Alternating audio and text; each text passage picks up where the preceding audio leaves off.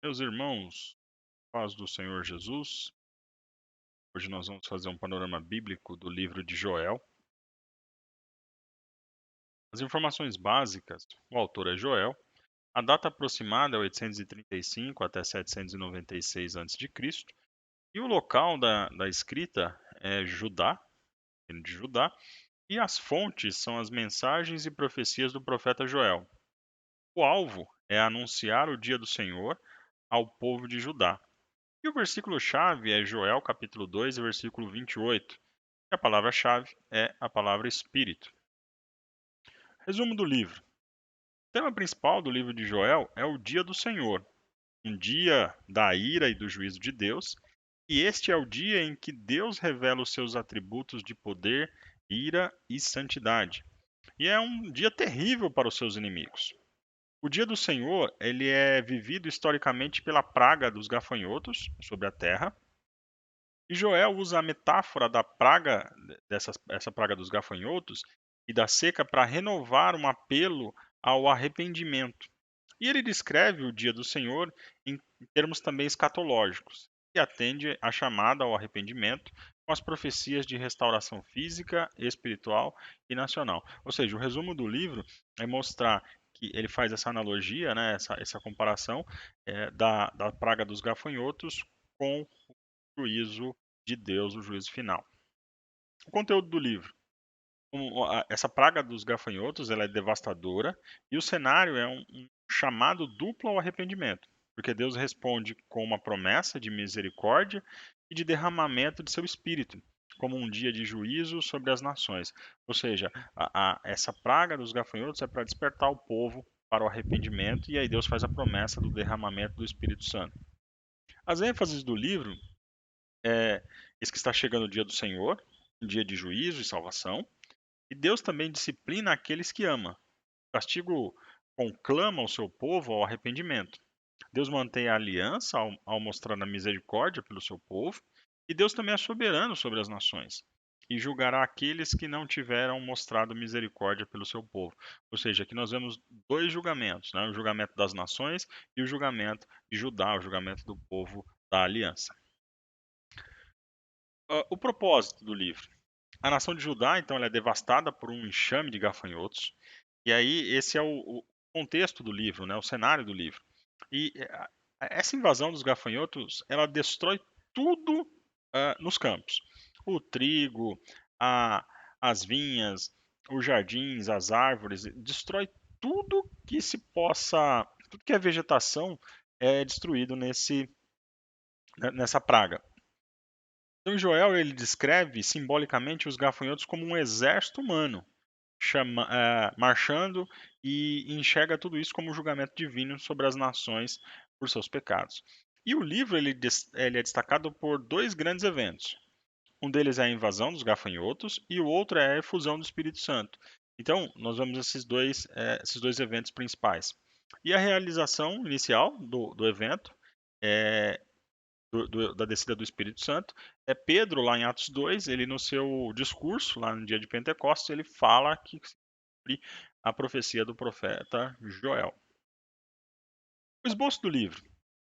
Capítulo 1, a terrível escassez causada pelos gafanhotos e pela seca.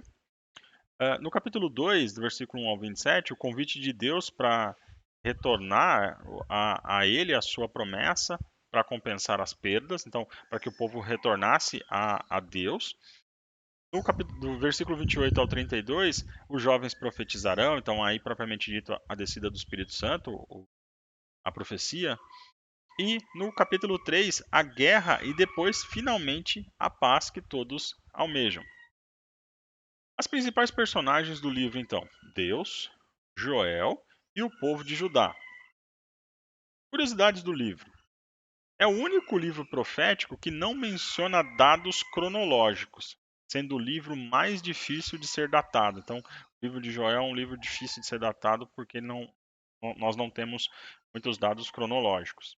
E o discurso de Pedro, em Atos 2, capítulo 2, versículos 16 a 21, é conhecido como a citação de parte de Joel, capítulo 2, versículos 28 a 32. A mensagem de Joel, então. A praga dos gafanhotos.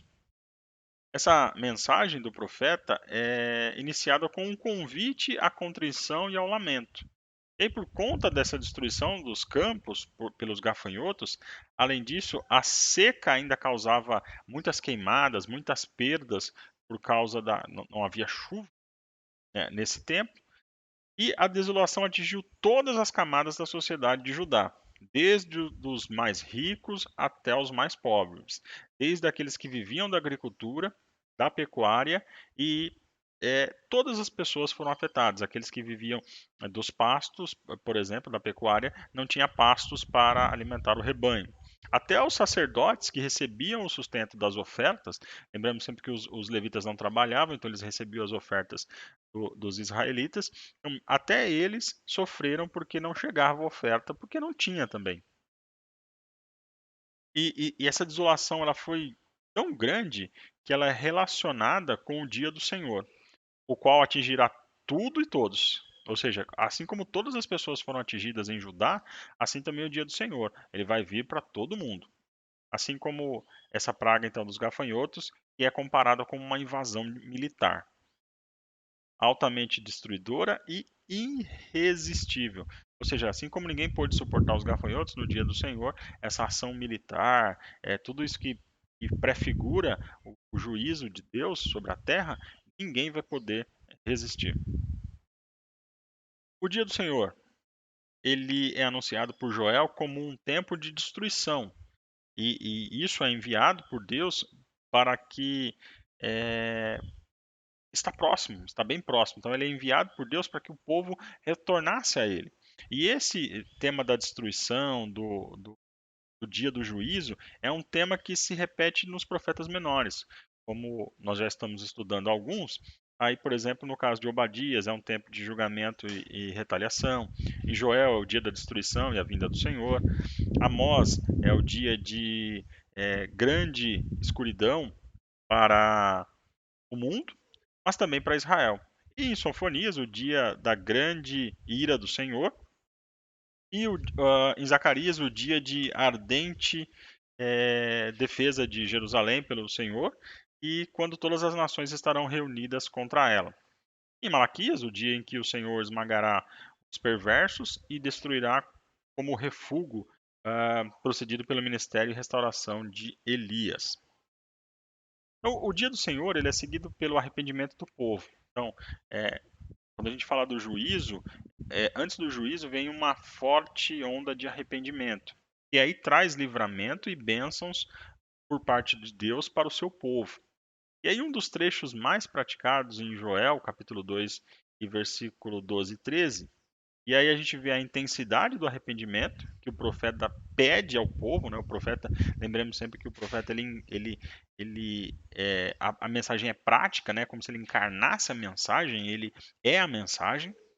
E o dia do Senhor aponta para um futuro glorioso de reconciliação, em que haverá renovação espiritual, julgamento das outras nações e um período de paz sobre o povo de Deus. Então, aquilo que até hoje Israel almeja, ele vai ter no dia do Senhor, quando haverá paz para Israel. O que nós vemos de doutrinas, então, no livro de Joel? O Espírito de Deus, que é a terceira pessoa da Trindade, revelada no Antigo Testamento como o Espírito do Senhor, e que habita pessoas escolhidas que lideravam o povo de Deus, os reis, os profetas, alguma pessoa específica. Então a gente chama que esse momento era um momento de que o Espírito era dado por medida e não pelo derramamento que acontece, que é profetizado por Joel e é cumprido no dia de Pentecostes. E então essa presença do Espírito Santo nas pessoas capacitava a governar, profetizar, tudo isso em nome do Senhor. E aí Joel vai falar então desse derramamento do Espírito Santo. Salvação, o que nós vemos um tema também de doutrinas em Joel é a salvação, que é a declaração de Joel acerca de que todo aquele que invocar o nome do Senhor será salvo. Isso faz alusão no Novo Testamento à nossa compreensão cristã que a única salvação é Jesus. É o único caminho, o único meio pelo qual qualquer pessoa pode ser salva é o Senhor Jesus Cristo. Então, quando Pedro cita essas palavras em Atos 2, 16 a 21, ele aplica o seu significado a invocar o nome de Jesus como o único que pode salvar. Ah, salvação, então. A invocação do Senhor como meio de salvação aparece em Joel, não apenas no sentido que o Novo Testamento aplica. Então, o que quer dizer isso? Que a salvação dos pecados por meio da fé é somente por meio da fé. E o profeta, ele incentiva o povo a buscar e aclamar o Senhor em busca de salvação dos problemas sociais. Então, os problemas sociais, eles foram usados para que o povo pudesse ser salvo dos seus pecados e, consequentemente, se arrependessem e fossem salvos dos seus pecados. O caráter de Deus em Joel, então, o que nós vemos? É que Deus é acessível, Joel capítulo 2 e versículo 12. Deus é longânimo, capítulo 2 e versículo 13. Deus é misericordioso, capítulo 2, versículo 13 ainda. E Deus se ira também, capítulo 2, versículo 12 a 14. Ou seja, o capítulo 2 é um capítulo bem importante, é um capítulo chave do livro. E Joel, então, e o Novo Testamento. A principal relação entre Joel e o Novo Testamento decorre do dia de Pentecostes, né, como já comentei, que é quando Pedro cita Joel capítulo 2, versículo 28 e 29, nesse discurso, né, depois de todos serem cheios do Espírito Santo. E apenas a primeira parte da profecia de Joel se cumpriu no dia de Pentecostes, esse derramar do Espírito Santo. E a segunda parte dos sinais nos céus ainda não se cumpriram. Então, está relacionado mais com uma questão futurística, né? Nós vemos lá no livro do Apocalipse. Então, isso está reservado para esse tempo escatológico. Então, Pedro citou esse trecho de Joel por completo. Então, só essa questão do que já aconteceu, que foi o derramamento do Espírito Santo, e ele destaca essa oferta universal de salvação a todos aqueles que creem, conforme Joel 2 e 32. Os prenúncios, então, o que nós encontramos, então, de prenúncios no livro de Joel?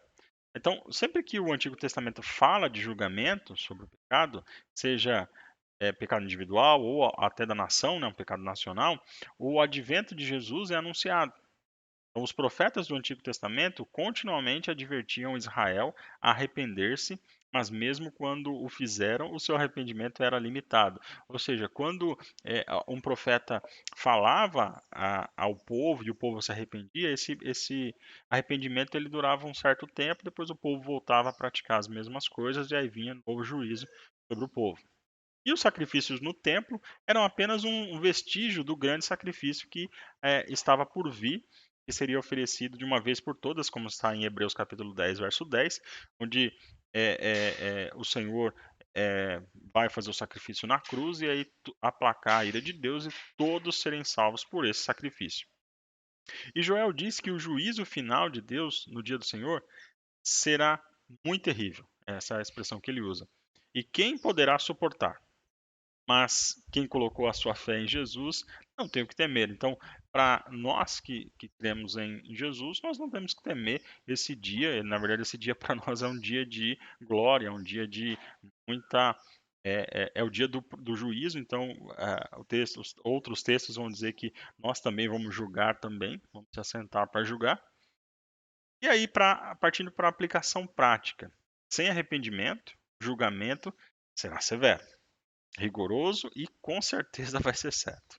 A nossa confiança deve estar no Senhor, nosso Deus. Ele às vezes pode usar a natureza, os gafanhotos, sofrimentos ou outras ocorrências comuns para nos aproximar dele.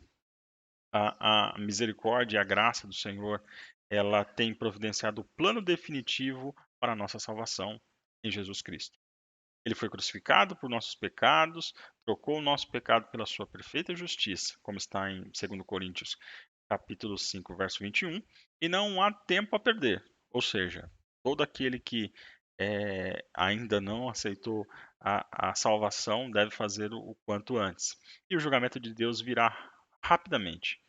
Um ladrão na noite, como está em 1 Tessalonicenses capítulo 5, verso 2. E devemos estar prontos. Hoje é o dia da salvação, como está em 2 Coríntios capítulo 6 e verso 2.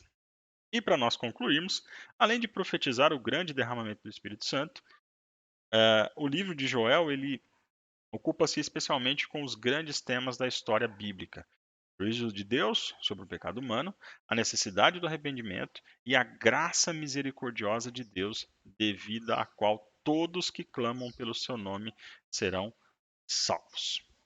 Meus irmãos, que Deus abençoe a todos. Espero que todos leiam o livro de Joel. Se tiver alguma dúvida, algum comentário ou alguma é, questão, enfim, posta aqui nos comentários. Curte, comenta, compartilha. Que Deus abençoe a todos. Até uma próxima oportunidade, em nome de Jesus.